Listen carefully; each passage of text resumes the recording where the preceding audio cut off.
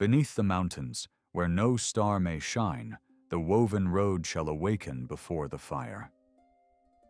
So spoke a half-forgotten prophecy, remembered now by few among the wise. Greetings, traveler. I am the Ranger, and tonight I bring you into an older age of Middle-earth, when the watchfires of the elves burned beneath the shadow of Angband.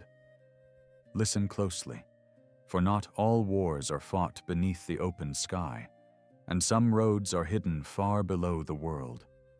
Come and step into the darkness with me. For nearly 400 years, the siege of Angband had endured. Across the northern reaches of Beleriand, watchfires burned beneath cold stars, and the princes of the Noldor held their long vigil against the dark enemy. Morgoth remained behind the black walls of his fortress, hidden amid the peaks of Thangorodrim, and though orcs still raided from time to time, no great army had broken forth since the glorious battle. Many among the younger elves had never known another life. They had been born beneath the shadow of the northern mountains and grown to adulthood, staring toward the dark horizon where Angband waited. Among those wardens was a captain named Calion, a Noldo of the House of Feanor. He commanded a company stationed in the barren lands east of Ard Galen, where the winds came down from the Iron Mountains carrying dust and bitter cold. Though young by the measure of the Eldar, he had earned a reputation for patience and keen judgment. He trusted neither rumor nor easy answers, and that habit had served him well upon the marches. Yet in recent months, a quiet unease had settled upon him, like frost upon stone. Things were happening along the siege lines that no scout could properly explain. The first disappearance seemed unremarkable. A patrol of 3 elves rode north and failed to return. Orc arrows were found days later near a rocky ridge, and the matter appeared settled. Then another patrol vanished. No bodies were discovered. No signs of battle marked the ground. Horses were found wandering riderless through the wastes, their eyes rolling with terror whenever they faced north. Calion examined the tracks himself and felt his unease deepen. Whatever had happened, it had not occurred upon the open plain. One evening he stood beside a watchfire with 2 of his lieutenants while snow drifted through the darkness. The flames hissed and spat whenever flakes touched the burning wood. One of the warriors, Galwin, tightened his cloak and stared toward the distant silhouettes of Thangorodrim. "The orcs grow bolder," he said. "Perhaps they have found some hidden road through the mountains." Calion shook his head slowly. "Orcs leave traces. They quarrel. They litter the ground with signs of their passing. These vanishings are too clean." The second lieutenant frowned at that and glanced uneasily into the dark beyond the firelight. Days later, a messenger arrived from a neighboring watchpost with troubling news. Another company had disappeared during a routine patrol, this time numbering 6 warriors. Their captain had been experienced, a veteran who had fought orcs for decades. Only one survivor returned. The elf arrived half-conscious and trembling, his armor broken and stained with earth rather than blood. When Calion entered the healer's tent, he found the warrior staring blankly at the canvas roof, as though still trapped in some nightmare.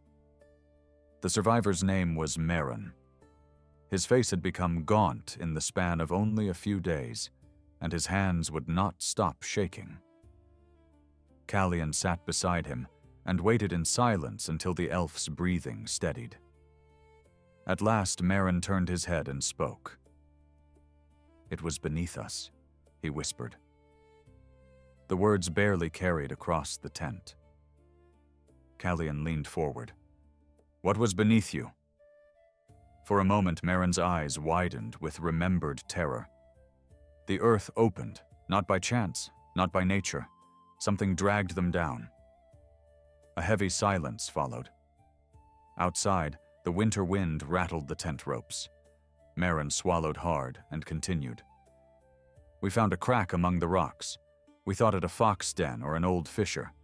Then the ground collapsed beneath 2 of our company. We heard them scream.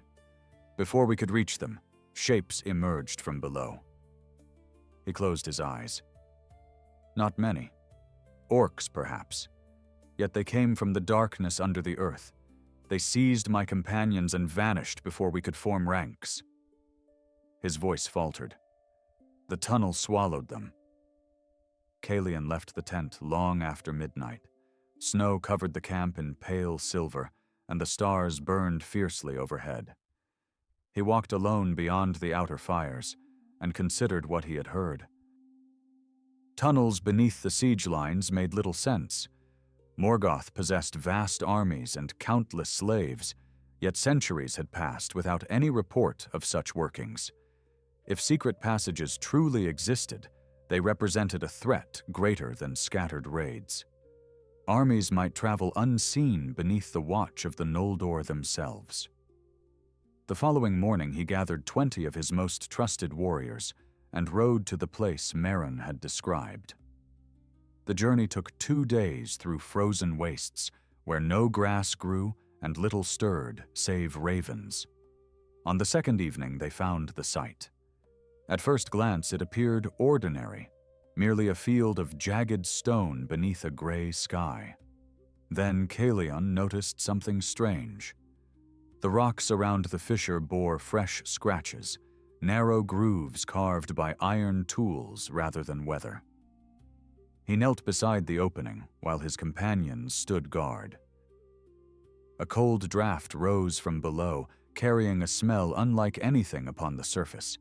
It was the scent of damp earth mixed with smoke and something fouler beneath it. The odor reminded him of old blood hidden beneath stone. He lowered a lantern into the crack and watched its light descend farther than expected. The tunnel was narrow at the top, but widened below into darkness beyond sight. A chill crept along his spine. Galwin crouched beside him and peered downward. "This was not made by orc hands alone," he muttered. "No raiding tunnel would stretch so deep." Kalian nodded slowly. He could hear something faint within the abyss. At first he thought it merely wind moving through hidden chambers. Then he realized the sound possessed rhythm. It came in distant pulses, like hammers striking stone far below the earth. The realization settled heavily upon him. Someone was still working down there. The company established a concealed camp among nearby ridges and watched the fissure through the night. Hours passed beneath drifting clouds. Just before dawn, movement appeared at the edge of the opening. One figure emerged, then another. They were orcs carrying tools rather than weapons. Behind them came larger shapes wrapped in dark cloaks. The strangers spoke briefly in harsh whispers before descending once more into the tunnel. Kalian observed every detail and felt certainty harden within him. This was no abandoned passage. It was part of something larger. As the first pale light spread across the northern sky, he gathered his officers around a sheltered hollow between the rocks. Their faces were grim. No one doubted what they had witnessed. Galwin broke the silence first. "We should ride south and report this to the sons of Feanor at once." Another warrior disagreed and pointed toward the hidden opening. "If we leave now, whatever lies below may vanish before aid arrives." Kalian listened without interruption, weighing every argument carefully. At last he rose and looked north toward the distant peaks of Thangorodrim. The mountains stood like black teeth against the dawn, silent and menacing. Somewhere beneath them, hidden from every watchtower of the siege, servants of Morgoth labored in secret darkness. The captain felt the old certainty of duty settle upon him. "We will learn the truth before we carry warnings to others," he said. "A handful of scouts may disappear without answer, but not while I draw breath." Around him the warriors exchanged uneasy glances, yet none objected. Beyond the rocks, the dark fissure waited open to the depths, and from far below there came once again the faint echo of hammers striking stone. The decision was made before the sun had fully risen. Calion selected 12 warriors from among his company and ordered the rest to remain hidden among the ridges. If they failed to return within 7 days, messengers were to ride south with all they had learned. No elf welcomed the command, yet none argued against it. They all understood the danger of allowing knowledge of the tunnel to die with those who entered it. By mid-morning, preparations were complete. Lanterns were checked, ropes secured, weapons sharpened, and cloaks exchanged for darker garments better suited to concealment underground. The entrance appeared even less inviting in daylight. The narrow fissure cut through the stone like a wound in the earth, descending at a steep angle into darkness untouched by sun or moon. Calion went first. The rock felt cold beneath his hands as he climbed downward, testing each foothold before committing his weight. Behind him came Galwin and the others in silence. Soon the pale circle of daylight above began to shrink. The air grew heavier with every yard they descended, carrying the smell of wet stone and distant smoke. After an hour, the passage widened enough for them to walk upright. Their lanterns cast trembling pools of golden light upon walls scarred by tools. Fresh pick marks covered the stone. Here and there, broken handles, discarded iron wedges, and fragments of timber lay abandoned beside the tunnel. The signs of labor were unmistakable. Calion crouched beside one shattered support beam and ran his fingers over the wood. It had not been there long. The grain was still clean where it had broken. "We are not exploring ancient ruins," Galwin murmured behind him. His voice echoed softly through the darkness. "This work continues even now." Calion nodded but said nothing. He listened instead. The distant hammering remained, sometimes fading until it seemed imagined, then returning again from somewhere far ahead. It echoed through the stone in a way that made its source impossible to judge.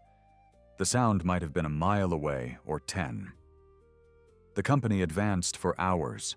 The tunnel bent and twisted through the earth, occasionally branching into smaller passages. At each intersection, Calion paused to study the ground. Tracks appeared everywhere. Most belonged to orcs. Others were larger, deeper impressions left by creatures of considerable weight. Some tracks possessed clawed toes, unlike any beast he recognized. Those signs troubled him more than the orcs. Morgoth bred many horrors in the darkness beyond Angband, and not all of them were known to the Eldar. Near what they guessed to be midday, the tunnel opened into a cavern so vast that their lanterns failed to reveal its limits. The darkness overhead swallowed the light entirely. Massive stone pillars rose from floor to ceiling like the trunks of ancient trees. Between them stretched crude roads carved directly into the rock. Calion motioned for silence and led the company behind a cluster of fallen boulders. From there, they observed the cavern in secret. A steady stream of movement passed along the roads. Orcs marched in groups carrying timber, tools, and baskets of stone. Others drove slaves before them. Calion narrowed his eyes as the procession drew nearer. They were not elves, nor were they men. The captives appeared to be dwarves, their hands bound with iron chains as they hauled carts loaded with mining equipment. Even at a distance, the sight stirred anger among the Noldor. Morgoth had long coveted the skill of the dwarves in matters of stone and metal. Galwin's jaw tightened. If word of this reaches the dwarven cities, they will demand war at once. Calion watched the slaves disappear into another tunnel. "First, we must survive long enough to carry word." The practical answer tasted bitter. Every instinct urged him to attack. Yet 12 warriors could not free hundreds of captives hidden beneath the roots of the mountains. The mission required patience. For now. They remained concealed until the traffic lessened. Then they moved carefully along the edge of the cavern, keeping to shadows cast by enormous columns of stone. The scale of the underground works became clearer with every step. New tunnels radiated outward in all directions. Some led north toward Angband. Others stretched beneath the siege lines themselves. The realization confirmed Kalian's fears. Morgoth was building roads beneath the watch of his enemies, roads that no cavalry could intercept and no sentry could observe. Toward evening, they discovered evidence of something even more troubling. In a secluded passage branching from the main road, the elves found a chamber filled with maps scratched into stone walls.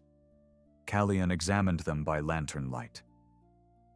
The drawings were crude but recognizable. They depicted the northern regions of Beleriand. Rivers, hills, watchposts, and fortifications appeared marked with surprising accuracy. Thin lines connected them beneath the surface, representing tunnels extending far beyond their current position.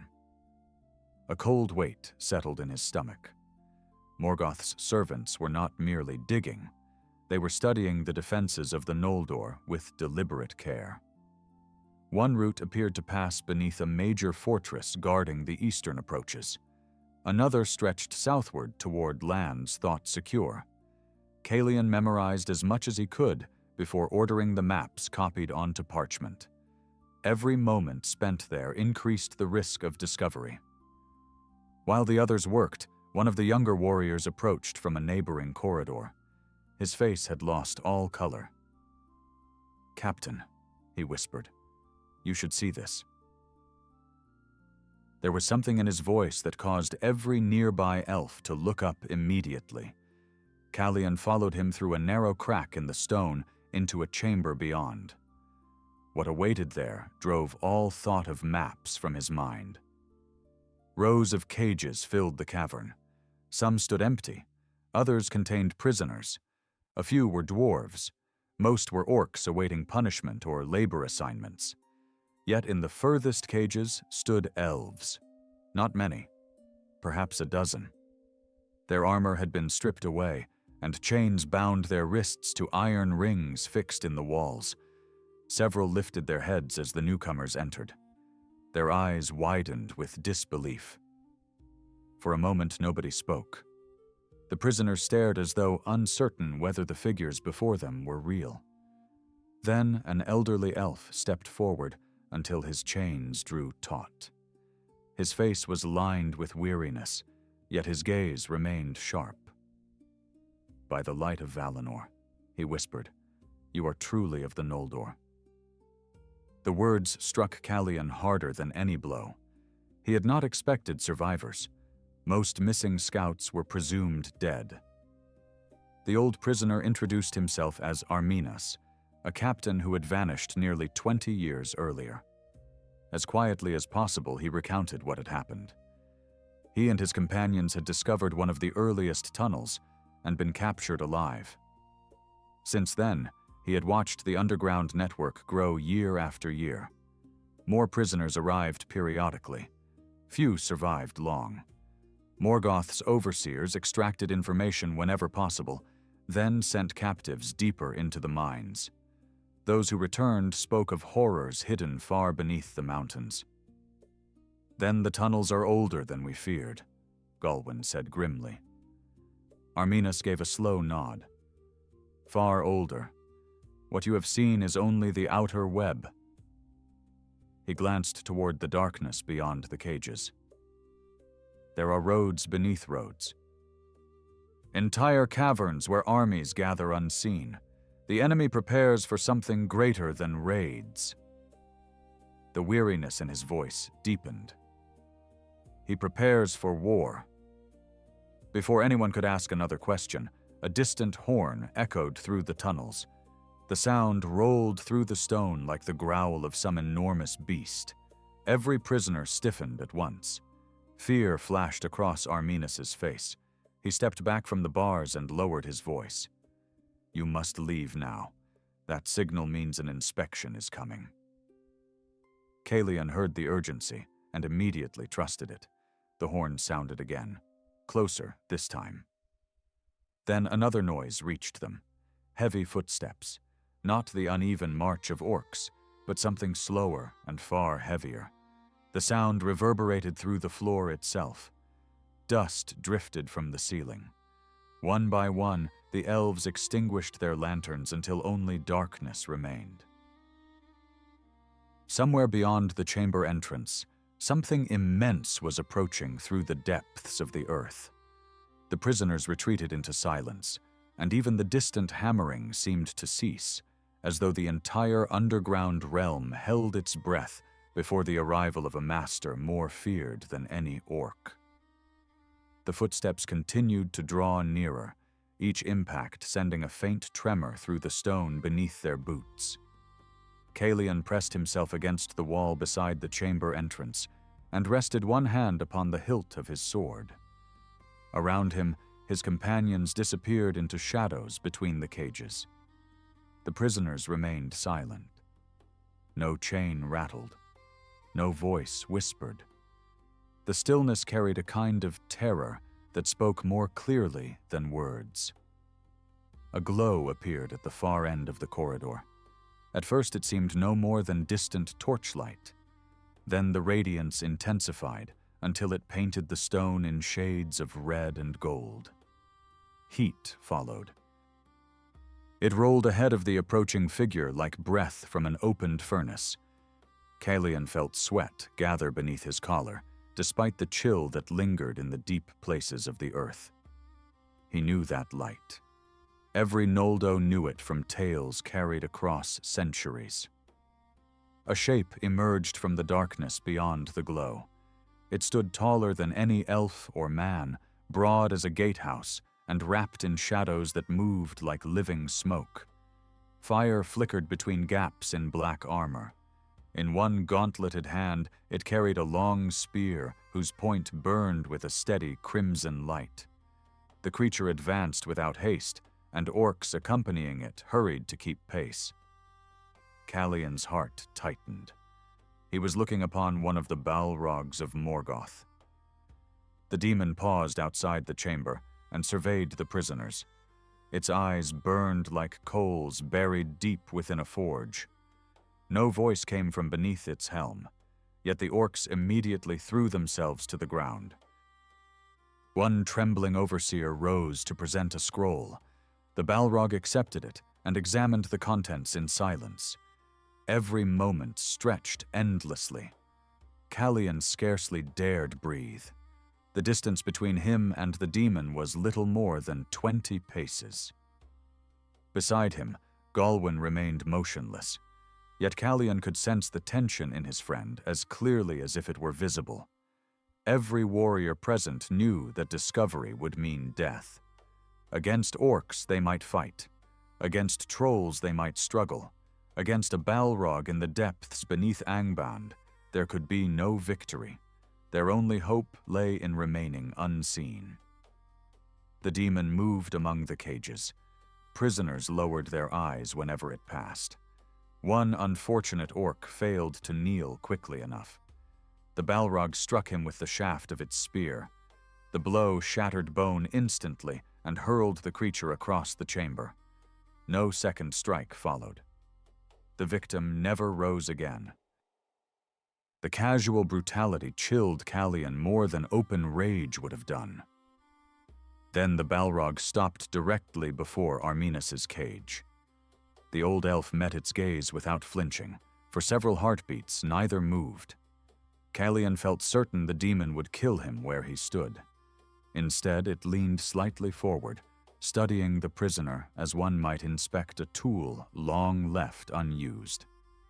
At last, it turned away. The moment passed, but the memory of it remained etched upon every witness. After completing its inspection, the Balrog departed deeper into the tunnels. The red glow gradually faded.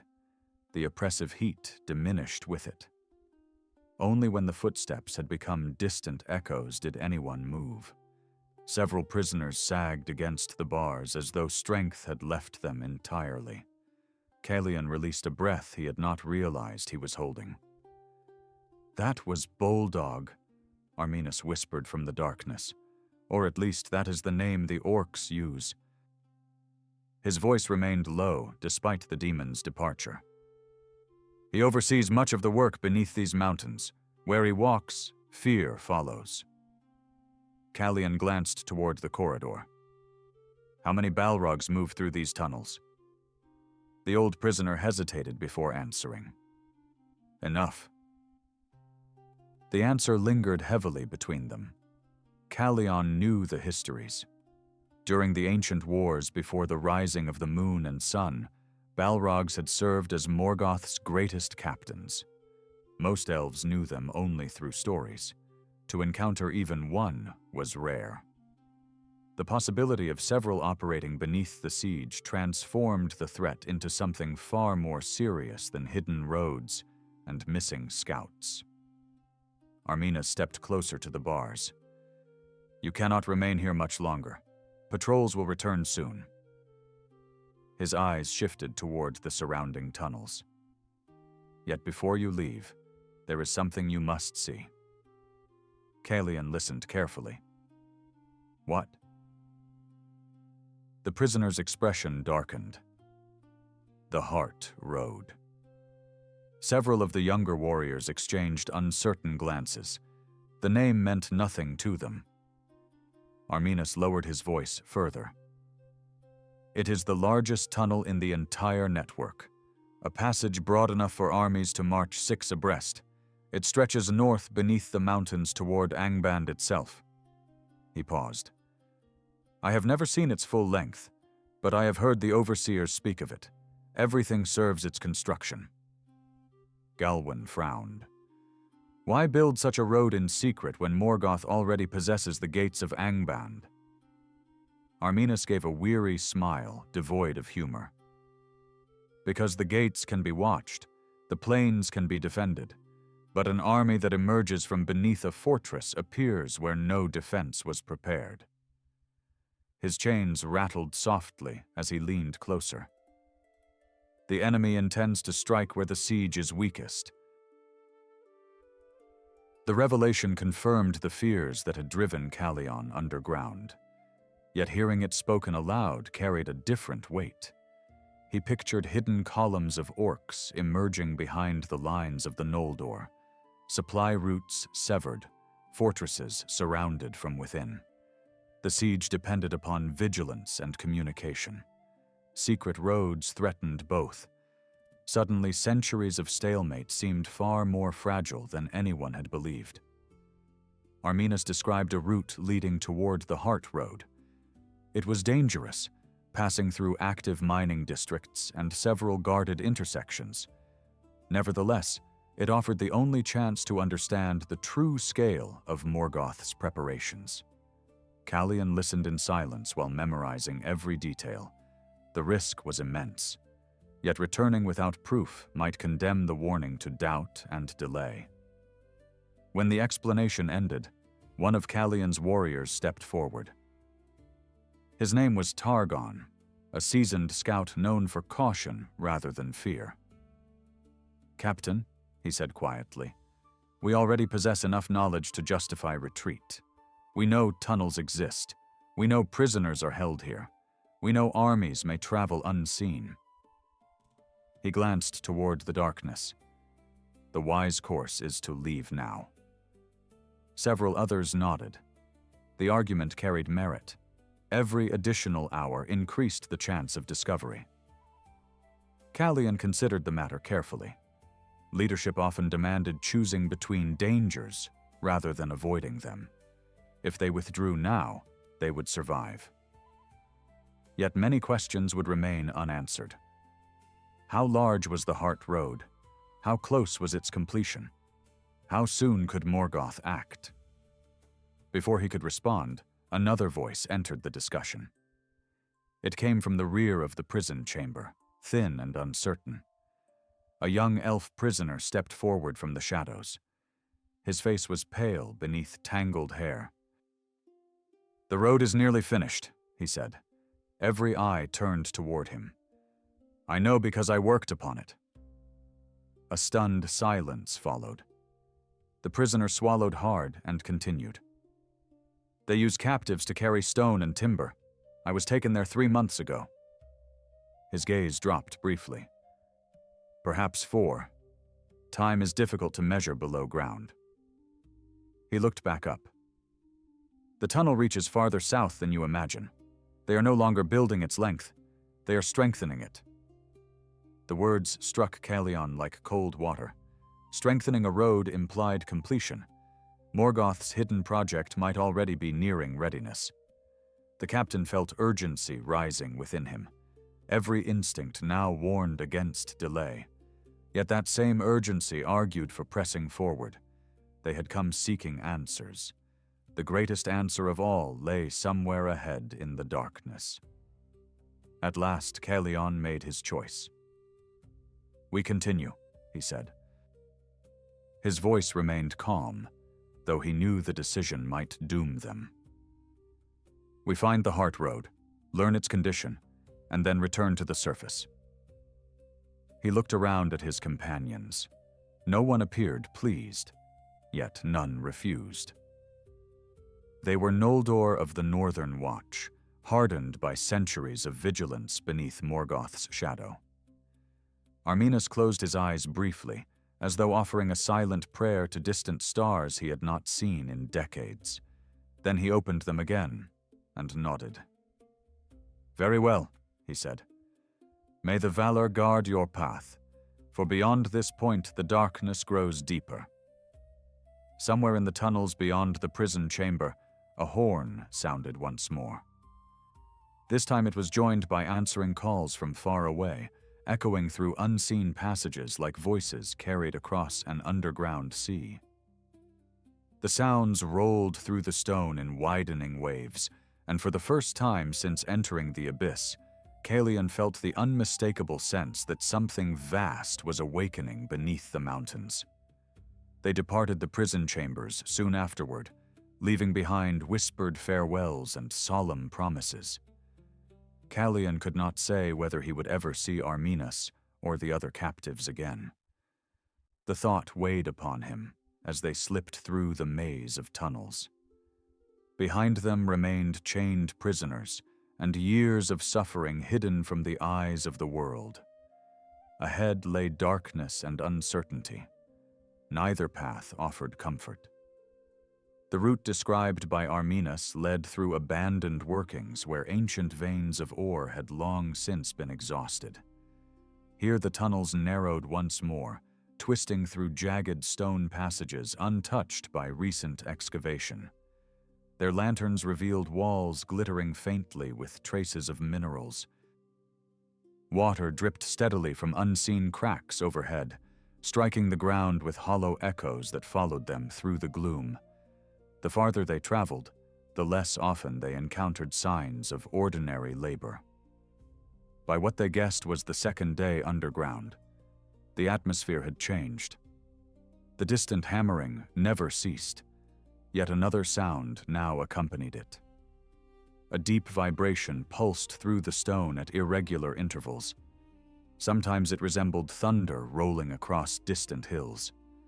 At other moments it felt more like the slow heartbeat of some sleeping giant buried beneath the mountains.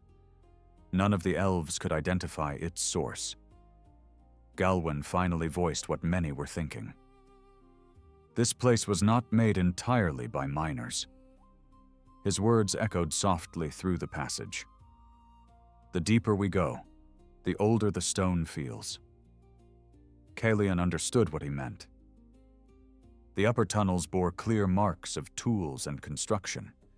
Here, however, the rock formed sweeping arches and vast natural chambers. Some appeared ancient beyond reckoning, as though shaped in forgotten ages before the first rising of the sun. Several hours later, they reached a cavern unlike any they had yet encountered. It stretched before them in darkness so immense that even their combined lantern light failed to reveal the opposite side.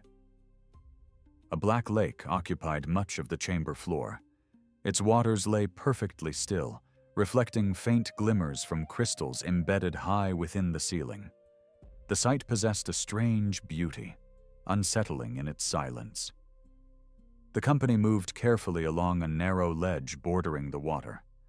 No one spoke above a whisper. Even the smallest noise seemed amplified within the cavern. Kalian glanced occasionally across the lake and found himself uneasy without understanding why. The surface remained motionless, yet he could not shake the feeling that something observed them from beneath those dark depths. Halfway around the shoreline, disaster nearly struck. One of the younger warriors slipped upon wet stone. His foot skidded. Loose gravel tumbled into the water below. The splash echoed across the cavern and faded into silence. For a moment, nothing happened. Then the lake stirred. The movement began far from shore. A ripple spread outward through the darkness.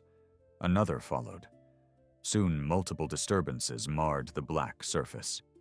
Kalian raised a hand instantly, signaling absolute stillness. Every elf froze. The ripples converged toward the ledge where they stood. Beneath the water, enormous shapes glided through the darkness. No one breathed. A pale form emerged briefly beneath the surface before vanishing again. It was larger than a horse.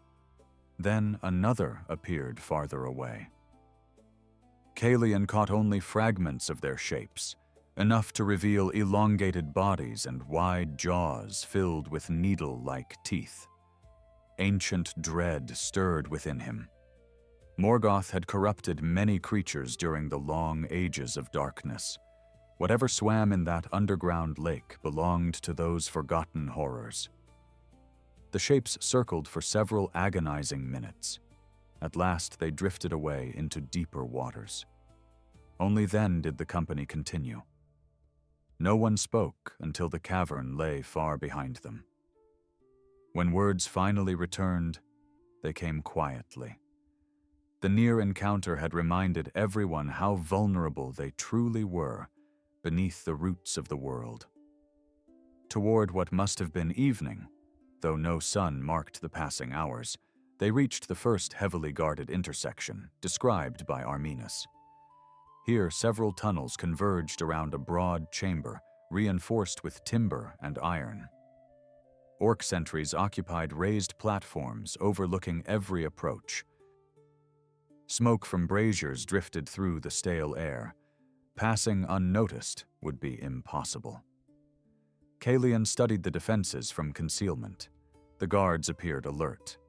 Patrols moved through the area at regular intervals. Direct assault might succeed briefly, yet the noise would summon reinforcements from every direction.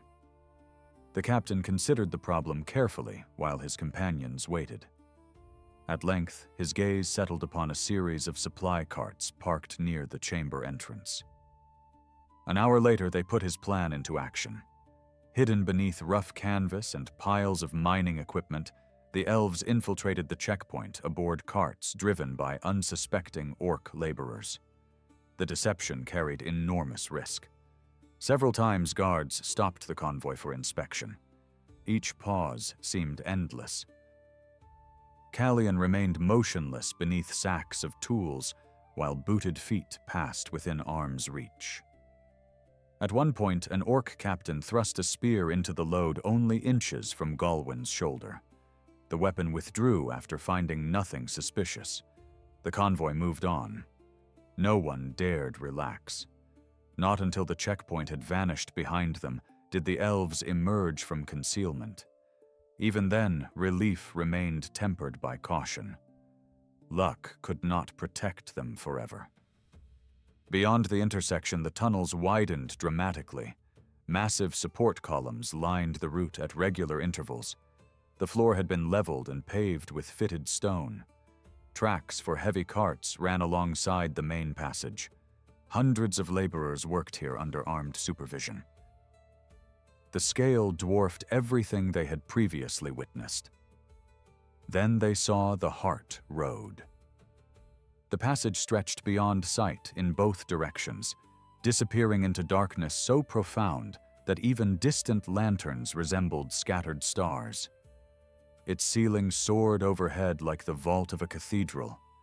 Entire companies of orcs marched along its length, carrying weapons and supplies. Wagons rumbled across the stone roadway. Columns of enslaved workers hauled materials toward construction sites farther ahead. For several moments, the elves simply stared. No description from Arminas had fully captured the enormity of the undertaking. This was not merely a tunnel. It was an underground highway capable of moving armies across vast distances. Morgoth's servants had devoted centuries to its creation. The labor represented unimaginable resources and planning. Callian suddenly understood why scouts had vanished for decades. The enemy had protected this secret with relentless determination. Gelwyn crouched beside him behind a rocky outcrop overlooking the road. "If this remains hidden," he whispered, "the siege is doomed." No one disagreed. The evidence lay before them. The Heart Road could carry forces beneath fortresses, bypass defenses, and strike where least expected. Morgoth had not spent centuries idle behind the walls of Angband. He had been preparing. As they observed the endless movement below, a new procession entered the road from the north. At first it appeared no different from the others. Then Callian noticed the unusual discipline among the escorting orcs. The guards marched in perfect order. Their banners bore the emblem of Angband itself. Between them traveled several cloaked figures mounted upon enormous wolves. The captain narrowed his eyes. The riders were not orcs. Their bearing was too proud, their movements too controlled. Even from a distance, an aura of menace surrounded them. One briefly turned its head, revealing a pale face beneath the hood. Callian felt a chill pass through him.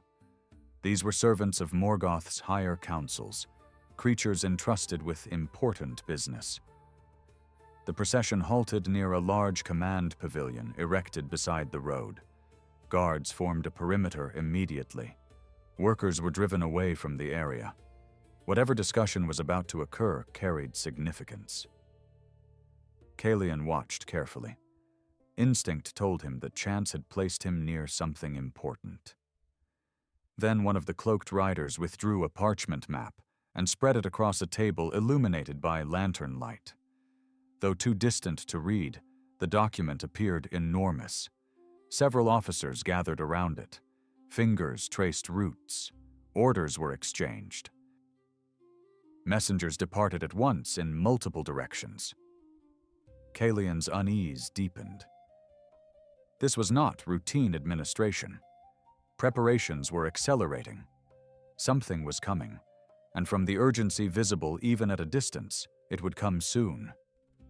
Hidden within the shadows overlooking the Heart Road, the captain realized that their mission had entered a new and far more dangerous stage. To learn the enemy's intentions, they would need to move closer than ever before to the heart of Morgoth's secret empire beneath the earth. The command pavilion stood upon a raised platform overlooking the Heart Road. Lanterns hung from iron poles around its perimeter, casting circles of yellow light across the stone. Orc guards patrolled constantly. Messengers arrived and departed every few minutes. The entire area pulsed with urgency. Whatever business was being conducted within that tent commanded the attention of officers from across the underground network. Callian watched from concealment for nearly an hour. During that time, he observed supply columns being redirected southward and entire work gangs reassigned to new duties. The changes followed a clear pattern. Activity around the Heart Road was increasing. The tunnel no longer resembled a construction project nearing completion. It resembled a military artery preparing for use. At last, Callian turned to his companions. "We need that map." The statement hung in the air for a moment. No one misunderstood what he meant. The parchment displayed within the pavilion likely contained information worth more than all they had gathered thus far. Yet obtaining it would require entering the most heavily guarded area they had encountered. Several warriors exchanged uneasy glances. Targon spoke first. "We have crossed beyond prudence already." His voice remained low but firm. "The existence of the Heart Road alone proves the danger. We should return while we still can." The scout's argument carried weight. Every step deeper into the abyss increased the risk of losing everything. Yet Callion found himself unable to dismiss the opportunity before them. Information won wars as surely as swords. Galwin crouched beside the captain and studied the pavilion. "If we strike swiftly, perhaps it can be done." He pointed toward a cluster of supply crates stacked against the rear of the platform. "There are blind spots in their patrols." Callion followed the gesture. The opening was narrow, but it existed. A daring infiltration might succeed. Failure would mean disaster. For several minutes, the company debated in whispers. In the end, the choice rested with Callion alone. He considered the centuries-long vigilance of the siege, the countless warriors stationed across the northern front, and the possibility that all their efforts might one day collapse because of secrets hidden beneath their feet. The risk remained terrible, yet ignorance seemed worse. "We take the map," he said at last. Preparations began immediately. 6 warriors would remain hidden to provide support if escape became necessary. Callion, Galwin, and 3 others would approach the pavilion itself. The plan relied upon timing and silence rather than force. If battle erupted, the mission would already have failed. They waited until traffic along the Heart Road reached its busiest point. Wagons rattled past in both directions. Orc laborers shouted at one another over the noise. Dust filled the air. Amid that confusion, the 5 elves slipped from concealment and moved through the shadows between supply depots and construction sites. Several times patrols passed within dangerous proximity. Each time the infiltrators flattened themselves against stone and remained perfectly still. The rear of the pavilion proved less secure than expected. Most guards concentrated upon the main entrance where officers and messengers came and went. Callion scaled the platform silently and crouched behind stacked crates. Through a gap in the canvas wall, he glimpsed the interior. A large table occupied the center. Around it stood several commanders, including 2 of the pale riders seen earlier. The sight stirred unease. These figures were no ordinary servants of Morgoth. Their faces bore a cruel intelligence. Dark garments concealed armor beneath. Though not as terrifying as a Balrog, they radiated authority. Callion suspected they belonged to the ranks of Morgoth's most trusted captains. He listened carefully while they spoke. Fragments of conversation drifted through the canvas. The western routes are secure. Additional forces arrive within the month. The southern exits must remain hidden. Callion strained to hear more. Unfortunately, the speakers often shifted position or lowered their voices. Yet the little he gathered proved troubling. Forces were moving. Timetables were being discussed. The underground network was transitioning from preparation to deployment. Then fortune intervened. A heated disagreement broke out among the commanders. Voices rose.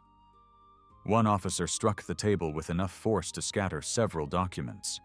While servants rushed to recover the papers, the map itself was briefly left unattended. Callion exchanged a glance with Galwin. The opportunity had arrived. The captain slipped through the rear opening. Inside the pavilion, the noise of argument concealed his movement. He crossed the space swiftly, keeping low behind storage chests and equipment racks. Every heartbeat sounded thunderous in his ears. One misplaced step would bring disaster. Yet no alarm came. The commanders remained focused upon their dispute. At the table, Callian seized the map and rolled it tightly. The parchment proved larger and heavier than expected. He secured it beneath his cloak and turned toward the exit. A voice spoke behind him. "What are you doing there?" The words came in the harsh tongue of orcs. Callian froze. An overseer stood only a few paces away. For an instant, both stared at one another. Surprise flashed across the orc's face. Then recognition followed. The creature opened its mouth to shout. Galwin's knife struck first. The blade buried itself in the overseer's throat. The orc collapsed without completing the alarm. Yet the fall overturned a lantern. It crashed against the floor and shattered. Flames erupted instantly. Everything unraveled. Officers spun toward the disturbance. One pointed directly at Callian. A cry rang out. Guards surged toward the pavilion from every direction. Within moments, the entire platform erupted into chaos. "Run!" Galwin shouted. The elves needed no further encouragement. They burst from the pavilion and sprinted through the confusion. Behind them, alarms echoed across the Hart Road. Horns sounded. Orcs abandoned their duties and seized weapons. The carefully maintained secrecy of the mission vanished in an instant. Arrows hissed through the air. One struck an elf in the shoulder. Another shattered against stone near Callian's head. The company raced through a maze of supply depots while pursuing guards flooded after them. Every route seemed to fill with enemies. The underground city had awakened. For a brief moment it appeared they might escape regardless. Then a deeper horn sounded somewhere ahead. The note rolled through the tunnels with terrifying authority. Orcs halted and moved aside. Fear crossed their faces. Even amid the pursuit, they yielded the roadway.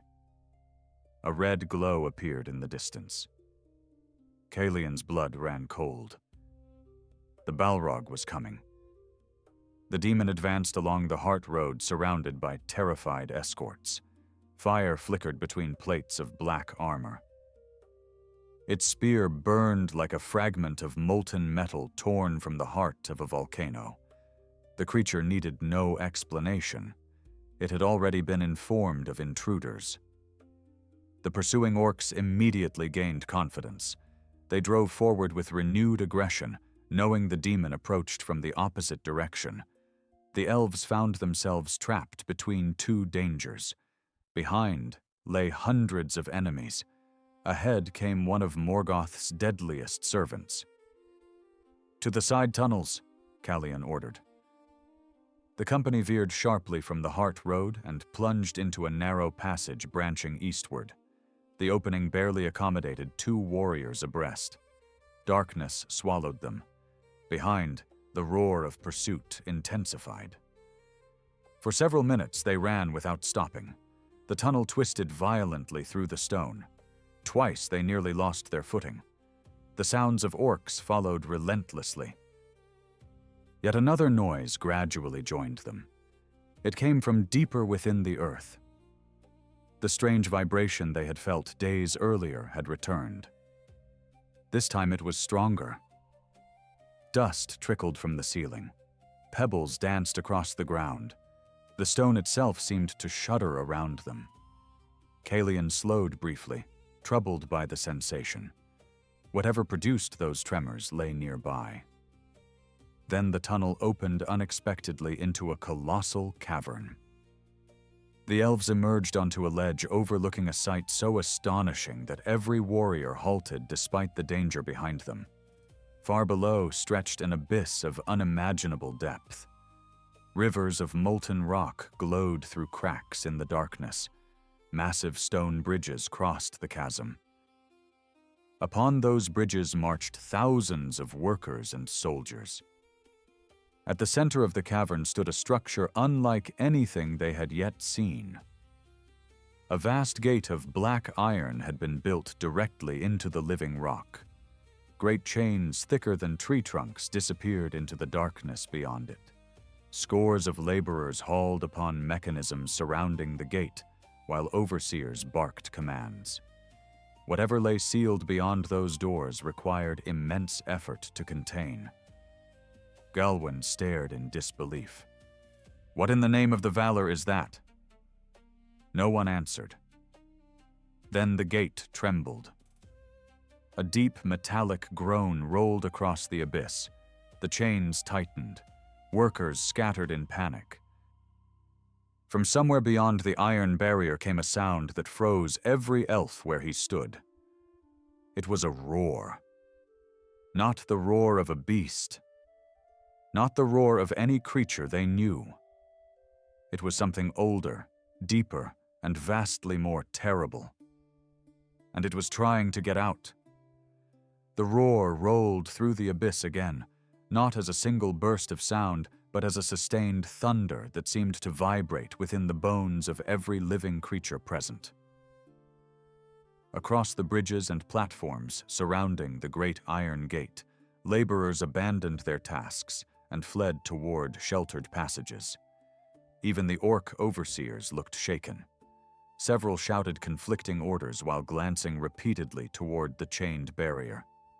Kalian watched the scene unfold from the ledge above and felt a cold certainty settle upon him.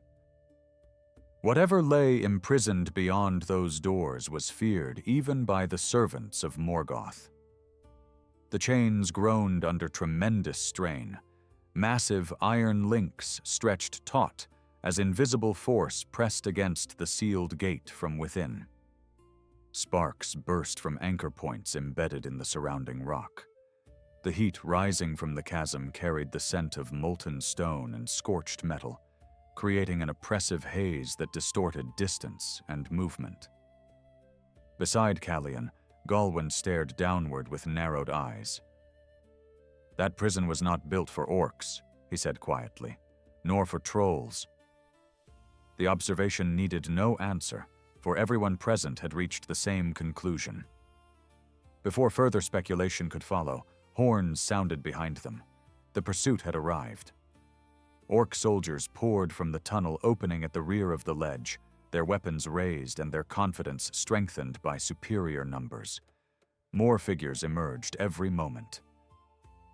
The narrow escape route that had brought the elves here was rapidly becoming blocked.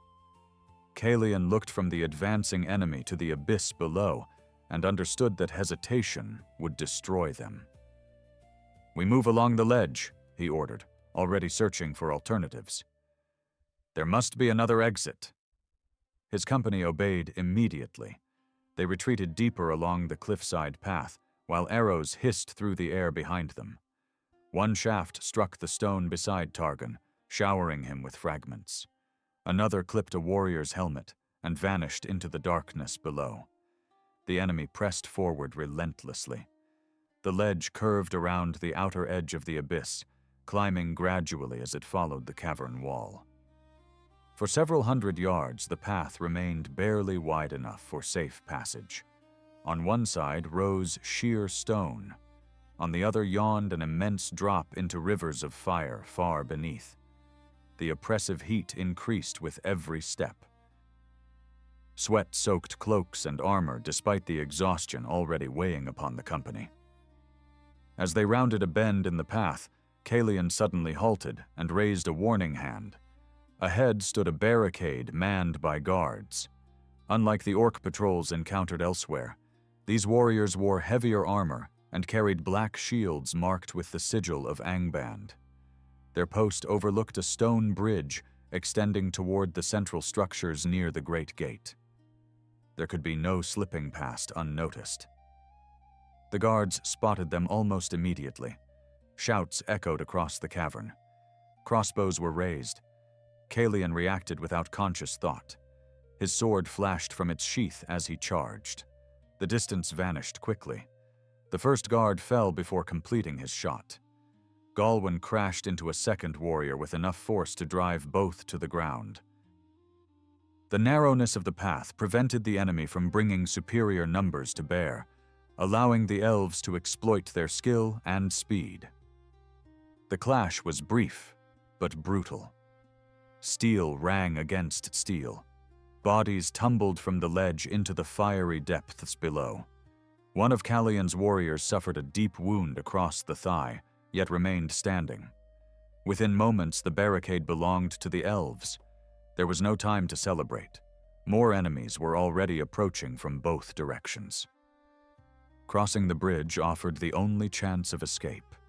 The structure stretched over a section of the abyss where molten rivers converged into a vast, glowing basin. Ancient stone blocks formed its surface, blackened by centuries of heat. The company rushed across while arrows pursued them from behind. Every footstep echoed through the cavern. Beneath the bridge, molten currents shifted and churned like living things. Halfway across, another tremor shook the abyss. This one surpassed all previous disturbances. The great gate below shuddered violently. Several chains snapped with sounds like thunderclaps. Workers screamed and scattered. Massive mechanisms surrounding the prison collapsed in showers of sparks. Then the roar came again, louder than before, carrying a fury that seemed almost conscious. Calian glanced downward despite himself. The iron barrier was beginning to open. Only a narrow gap appeared between the doors, yet darkness beyond it seemed strangely alive. Heat poured from the opening in visible waves. Shapes moved within, enormous and indistinct.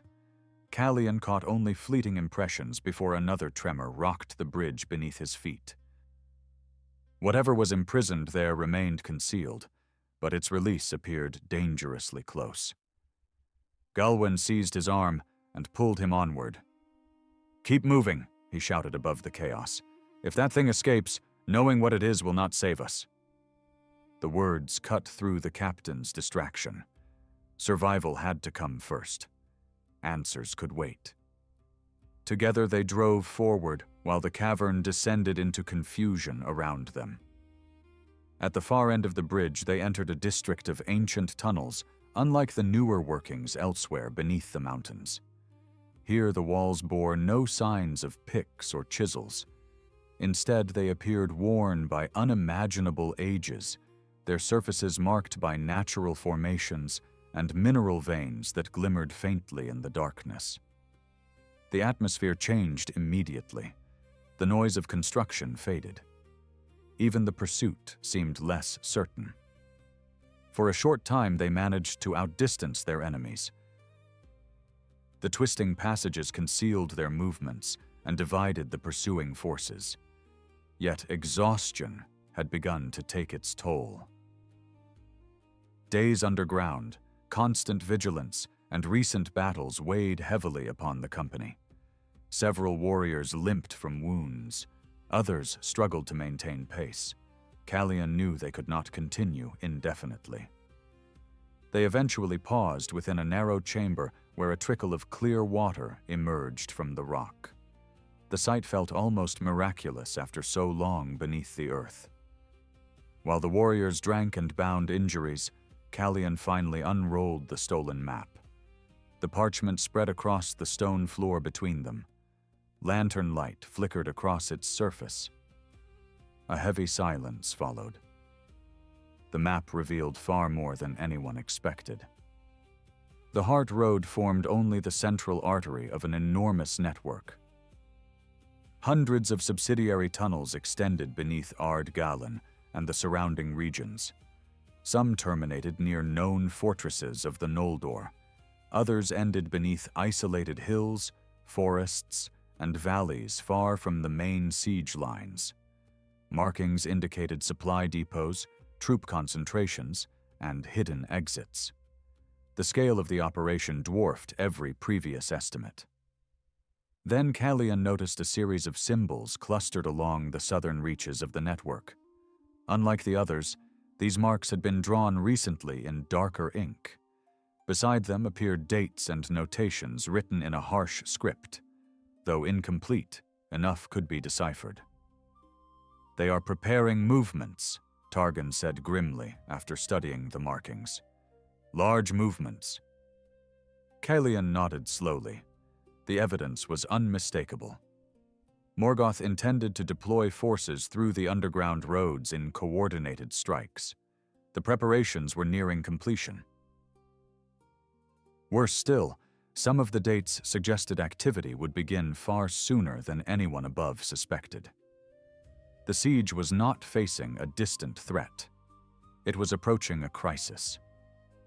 A faint sound interrupted their examination. At first it resembled distant footsteps. Then another followed.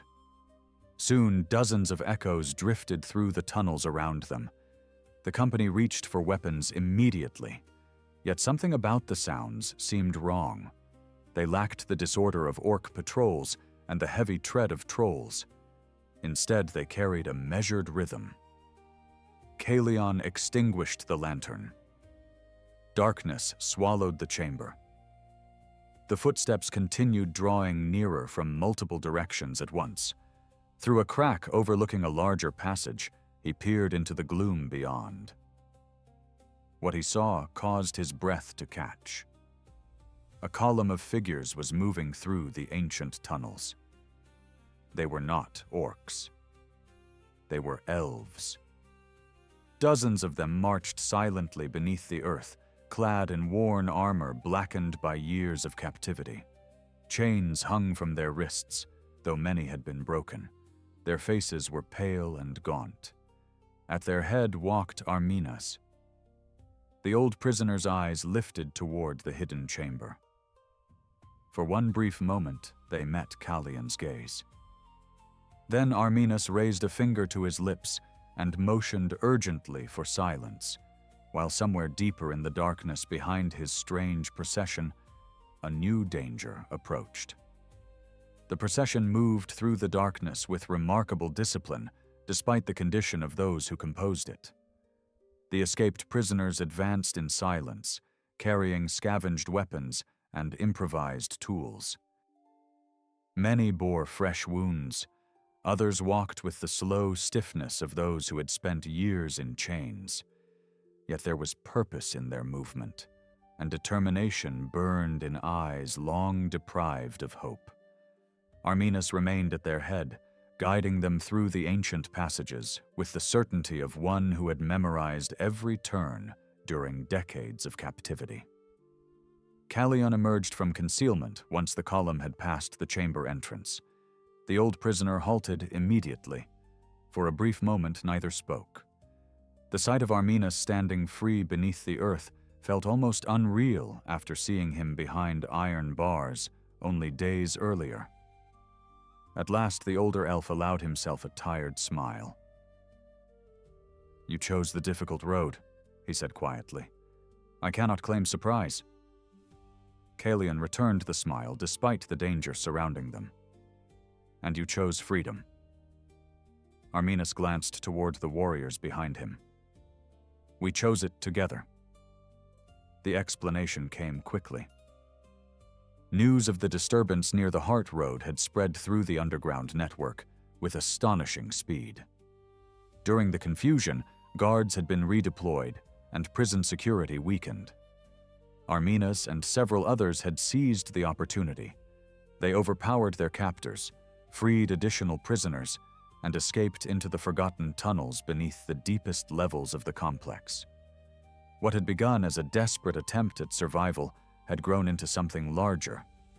Scores of captives now moved through the darkness, seeking a path back to the surface. "We are not alone," Arminas continued as they resumed their journey. "Other groups escaped as well. Some head west, others seek hidden exits nearer the northern mountains." His expression darkened.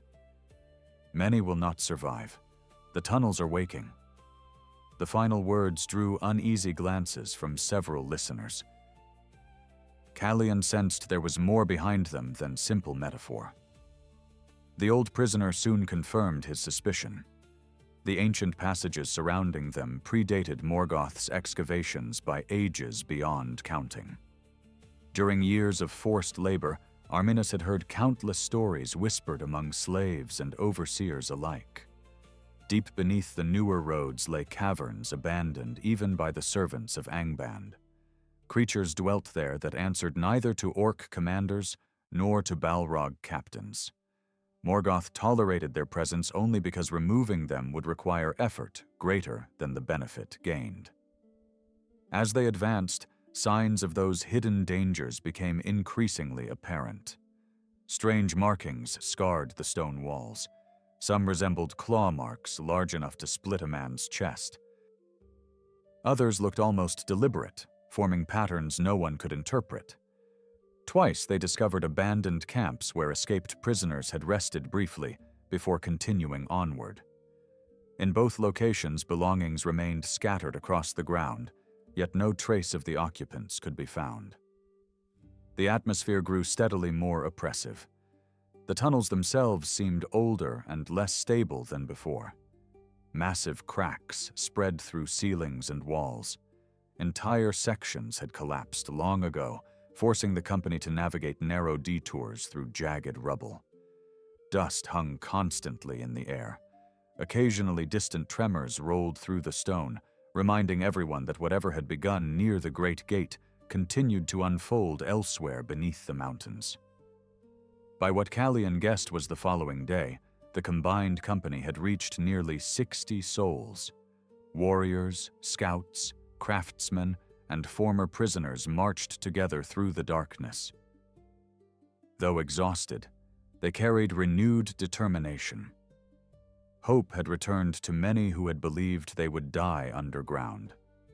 Yet the captain knew hope alone would not bring them home. The stolen map revealed several possible routes to the surface, but none were easy. The safest path required passing through a section of tunnels marked only with warnings written in the Black Speech. Callian studied the annotations repeatedly while the company rested beside an underground stream. The symbols appeared older than most entries on the parchment. Whoever had drawn them considered the region dangerous enough to avoid even during construction of the Heart Road. That fact alone inspired little confidence. Targon crouched beside him, examining the map in silence. "Every other route leads through active military corridors," he finally said. "If we choose those passages, pursuit becomes inevitable." Callion nodded. The alternatives were poor. Behind them moved patrols, trackers, and perhaps worse. Time favored Morgoth's servants. Every hour spent debating increased the likelihood of interception. Reluctantly, the captain pointed toward the forbidden route. "Then we take our chances with the unknown." The decision carried them deeper into regions untouched by organized labor. The tunnels narrowed and twisted unpredictably. Natural caverns replaced engineered passages. Lantern light revealed formations of stone unlike anything seen nearer the Heart Road. Great pillars rose from floor to ceiling. Curtains of mineral deposits hung like frozen waterfalls. The beauty of the place possessed a strange and unsettling quality, as though it belonged to a world forgotten by sunlight. Several hours later, the scouts returned with troubling news. Something was following them. At first, the reports seemed vague. Shadows glimpsed at the edge of vision. Footprints appearing where none should exist. Faint movements beyond the reach of lantern light. Yet the evidence accumulated steadily. Experienced trackers confirmed that the company was no longer alone. Whatever pursued them moved with extraordinary stealth and avoided direct observation. The first attack came without warning. The rear of the column was passing through a broad cavern when a scream shattered the silence. Warriors rushed toward the sound. They arrived moments too late. One of the escaped prisoners had vanished. His lantern lay overturned upon the stone. Nearby, fresh blood stained the ground. Beyond that, there was nothing. No body. No clear tracks. Only darkness stretching between massive pillars. Fear spread quickly despite every effort to contain it. The disappearance struck harder than an open battle would have done. Enemies that could be seen and fought were one thing. Predators hidden beyond sight awakened older instincts. Callian ordered tighter formations and doubled the scouts. The precautions helped little. Everyone felt eyes upon them from the surrounding darkness. The second attack proved far worse. Near the end of that long march, the company entered a cavern filled with towering columns. Visibility extended only a short distance in any direction. Lanterns cast shifting shadows that seemed to move independently among the stone pillars. The atmosphere felt wrong from the moment they arrived. Conversations ceased. Even footsteps became subdued. Then shapes descended from above. They emerged silently from cracks high in the ceiling and landed among the column with terrifying speed.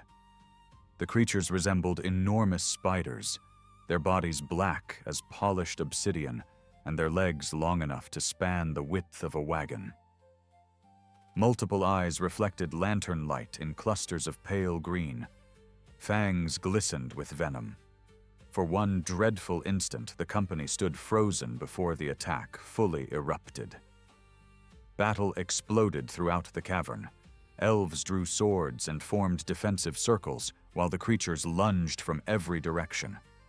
The spiders moved with horrifying agility, darting between pillars and striking before vanishing into shadows again. Several prisoners fell during the first moments. Others fought desperately to protect the wounded. The clash descended into chaos beneath the forest of stone columns. Callian found himself facing one of the largest beasts. Its body rose nearly to his chest. Thick strands of webbing trailed from its limbs. The creature sprang forward with startling speed. He barely avoided the fangs and countered with a sweeping strike that severed 2 legs. Black fluid sprayed across the stone. The spider shrieked and attacked again. Only a second blow through its body finally brought it down. Around him, the battle raged on. Galwin fought back-to-back with Arminus near the center of the formation. Targon directed archers toward threats emerging from the darkness. Yet, despite their skill, the situation deteriorated steadily. More spiders appeared with each passing minute. The creatures seemed endless. Then a horn sounded somewhere beyond the cavern. Every elf recognized the note instantly. It was not the call of a spider. It was an orc war horn. The pursuing forces had found them. Callian turned toward the distant sound and felt the full weight of their predicament settle upon him. Ahead waited unknown dangers.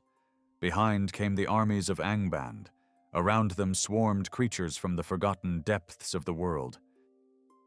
The escapees had reached the edge of disaster, and unless a path appeared soon, the darkness beneath Morgoth's realm would become their tomb.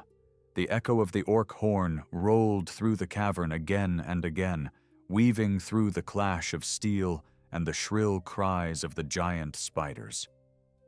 Callian understood at once that the battle had ceased to be merely a struggle for survival.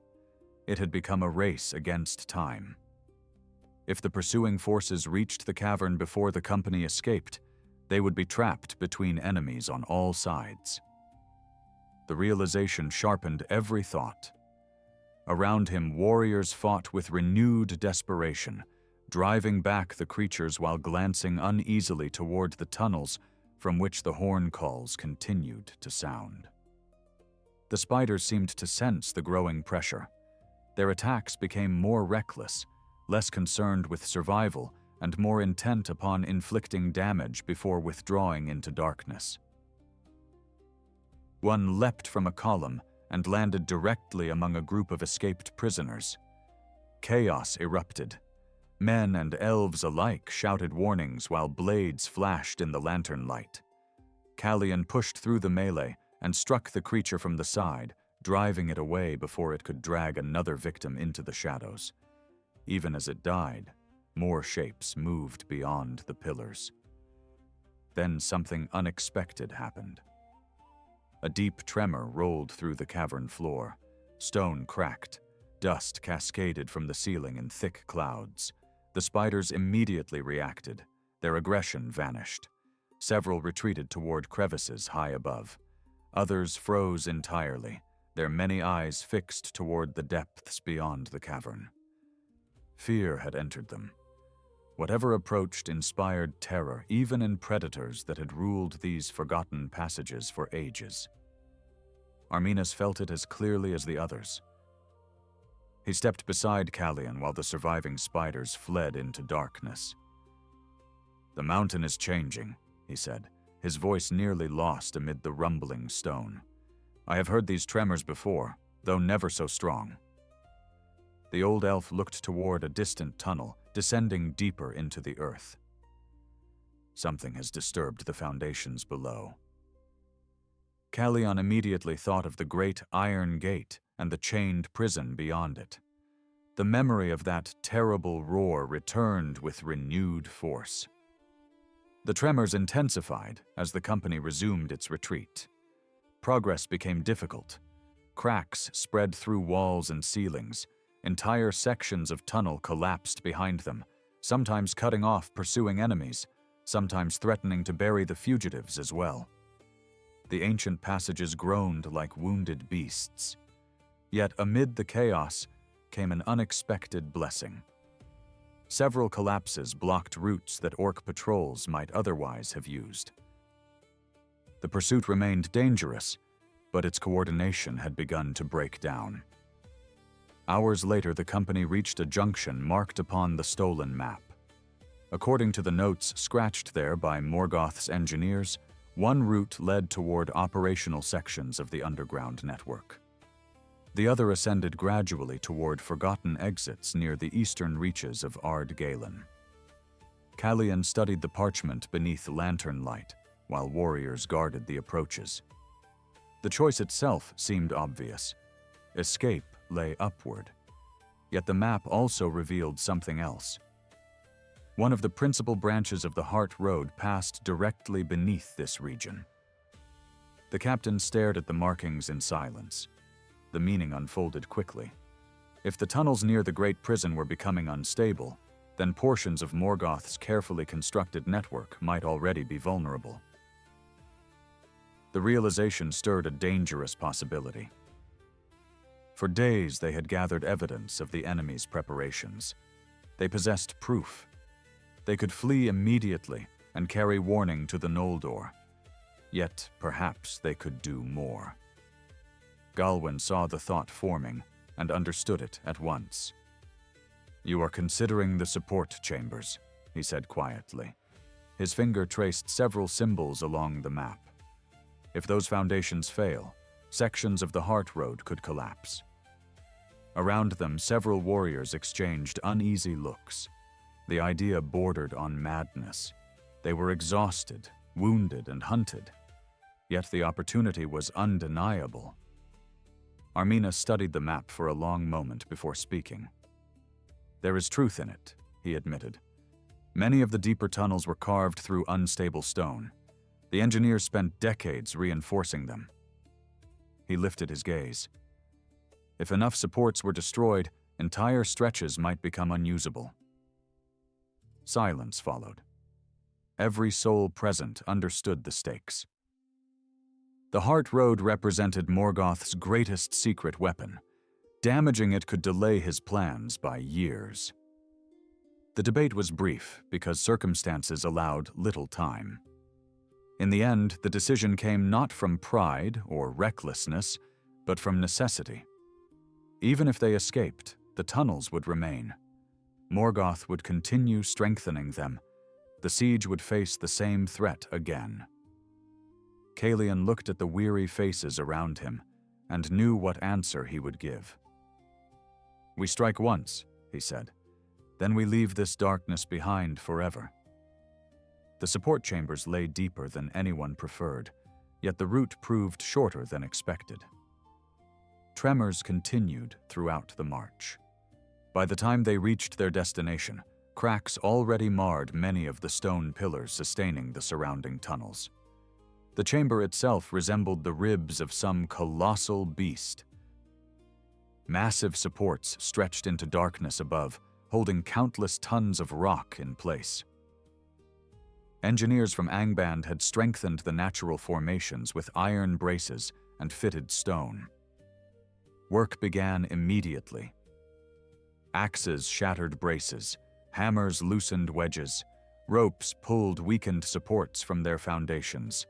Every effort echoed through the chamber. Dust filled the air until breathing became difficult. Above them, the mountain groaned ominously. Several times, warriors glanced toward the exits, fearing the entire ceiling might collapse before their task was complete. Yet they continued. The knowledge carried by the stolen map had revealed precisely where the greatest weaknesses lay. Then the world erupted. A shockwave rolled through the stone with such force that everyone was thrown from their feet. Somewhere far below, something immense had broken free. The roar that followed surpassed every sound heard previously beneath the mountains. It rose through the foundations like a storm, emerging from the heart of the earth. Columns cracked, iron braces twisted, entire walls split apart before their eyes. "Run!"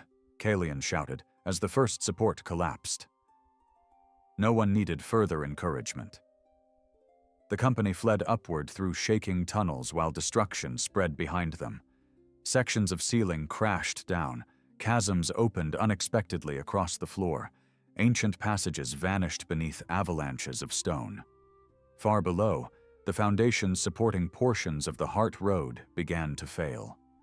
The process unfolded beyond sight, yet its effects became unmistakable. Tremors multiplied. The mountain itself seemed to convulse.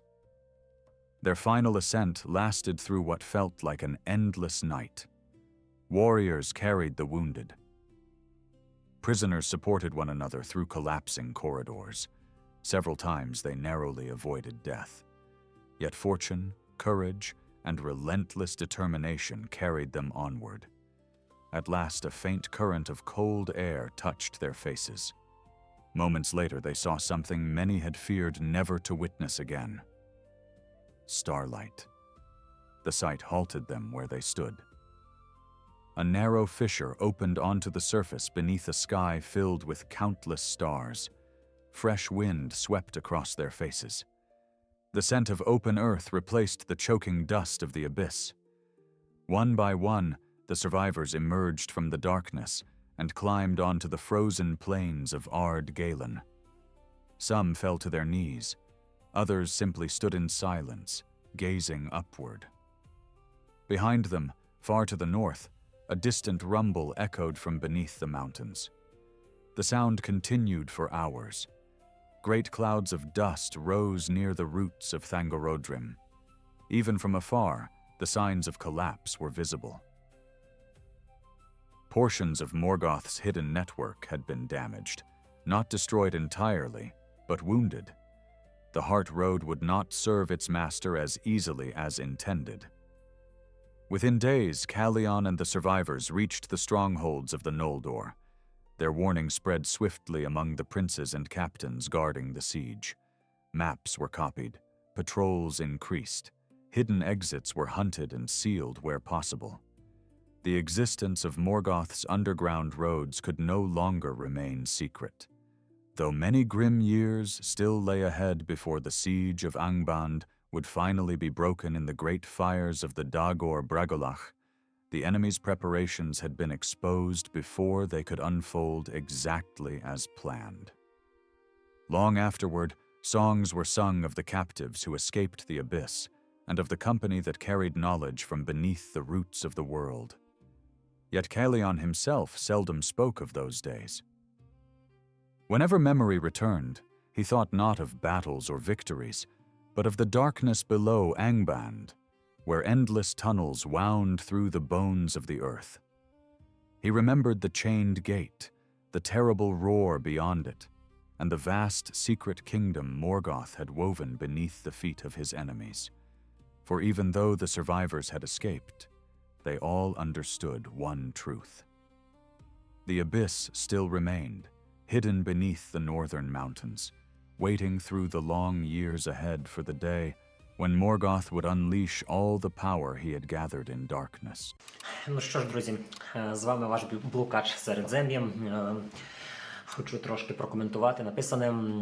Дивіться, наскільки дивну силу мають речі, які ми вирішуємо пам'ятати. Ми часто думаємо, що великі події зберігаються самі собою, ніби вони занадто важливі, щоб зникнути.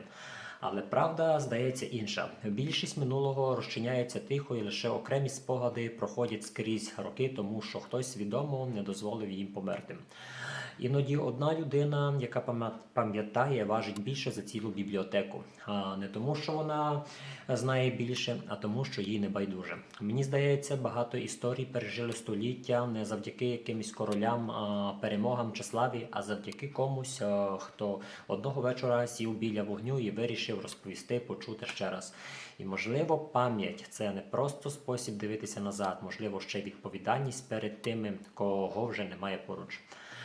З часом зникають обличчя, стираються імена, руйнуються навіть камені, але поки хтось пам'ятає щось із минулого, все ще живе у світі. І в цьому, як на мене, є щось по-справжньому важливе. Тому не забуваємо, як це каже, важливі речі. Я радий, що ви дивитесь мої відео, що ви любите, як і я, Середзем'я. Тому, як завжди, від фаната для фанатів. Всім до зустрічі!